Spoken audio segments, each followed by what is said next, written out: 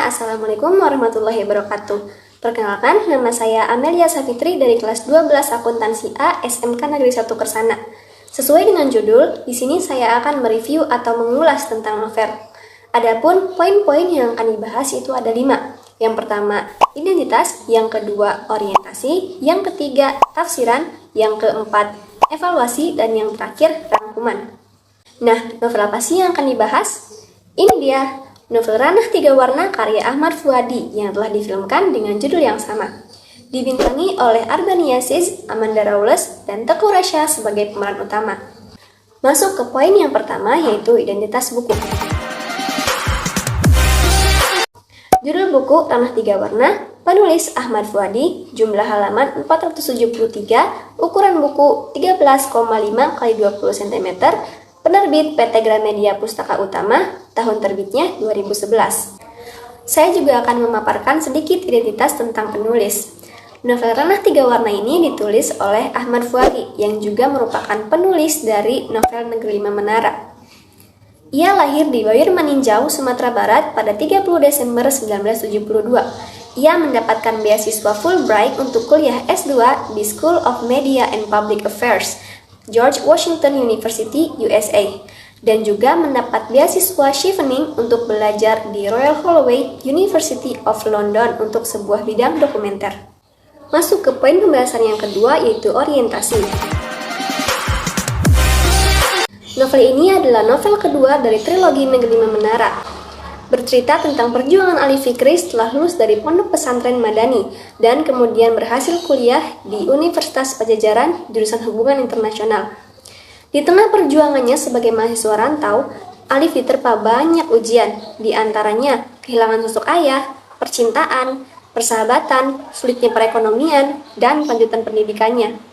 Tetapi dengan mantra Manja Dewa Jada dan Man Sabaro Zafira, ia songsong pada hidup itu satu persatu. Bisakah Alif memenangkan impiannya? Kemana nasib membawa Alif? Apa saja tiga ranah berbeda warna itu?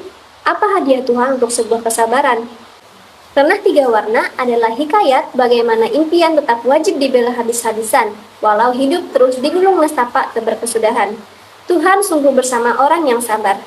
Masuk ke poin pembahasan yang ketiga, yaitu tafsiran. Diawali dengan Ali Fikri yang baru lulus dari Pondok Pesantren Madani, kemudian pulang ke kampung halamannya di Maninjau. Ia bertekad untuk berkuliah walaupun harus mengikuti ujian persamaan SMA untuk mendapatkan ijazah. Karena di Pondok Madani sendiri tidak mengeluarkan ijazah SMA. Setelah itu, barulah bisa untuk mengikuti ujian UMPTN. Alif kerahkan seluruh usaha agar mendapatkan hasil yang terbaik. Dan pada akhirnya perjuangannya pun tidak sia-sia, sehingga ia lulus dan masuk Universitas Pajajaran di Bandung, jurusan Hubungan Internasional.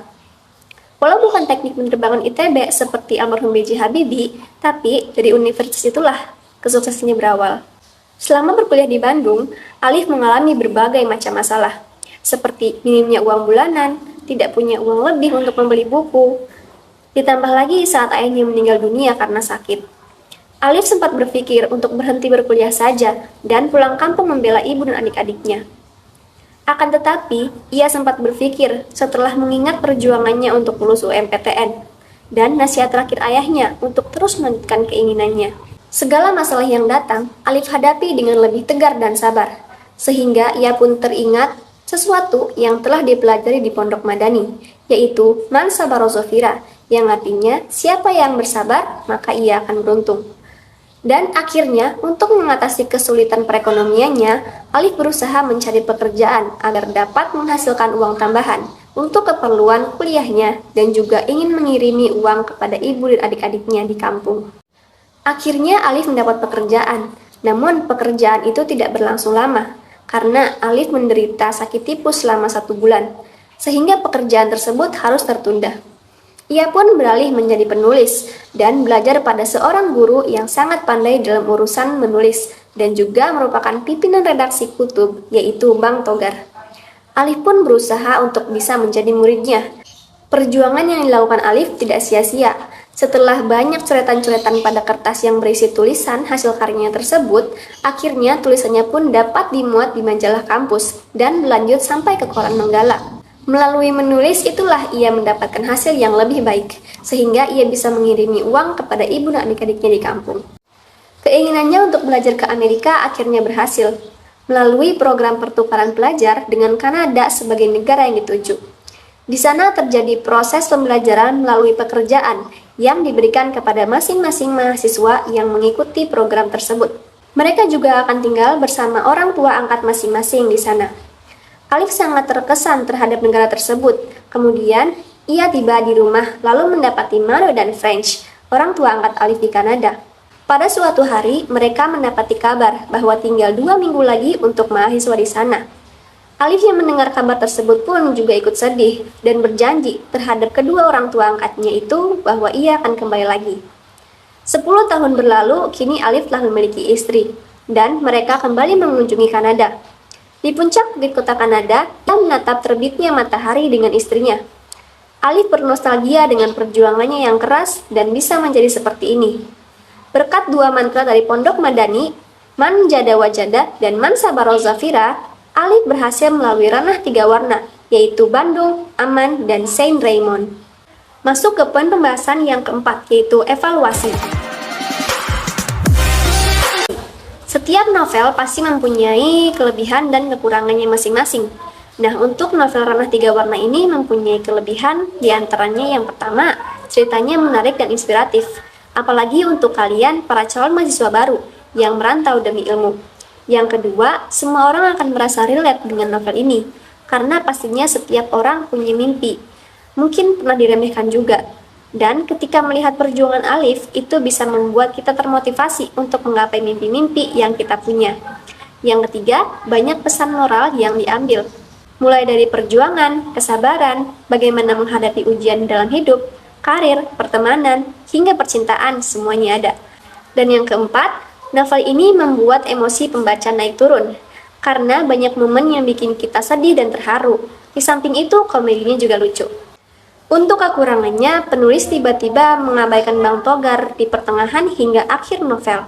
Padahal Bang Togar lah yang berjasa dalam hidup Alif selama di Bandung. Selain itu, ada beberapa kata yang salah ketik dalam novel tersebut.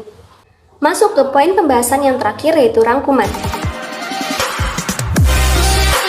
Menurut saya, keseluruhan dari novel ini sangat bagus, luar biasa, penuh inspiratif, melebihi dari novel yang pertama, Negeri 5 Menara. Penulis selalu menyelipkan kata-kata yang memotivasi, mulai dari bahasa Arab hingga Inggris. Betapa hebatnya buku ini, sungguh sangat wajib dibaca oleh anak-anak, remaja, bahkan orang tua.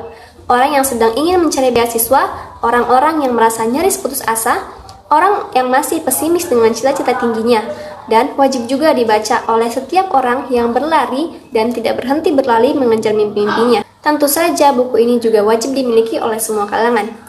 Sasaran pembaca ialah para pemuda, di mana pemuda pada umumnya memiliki semangat yang tinggi. Cukup sekian dari saya, kurang lebihnya mohon maaf. Wassalamualaikum warahmatullahi wabarakatuh.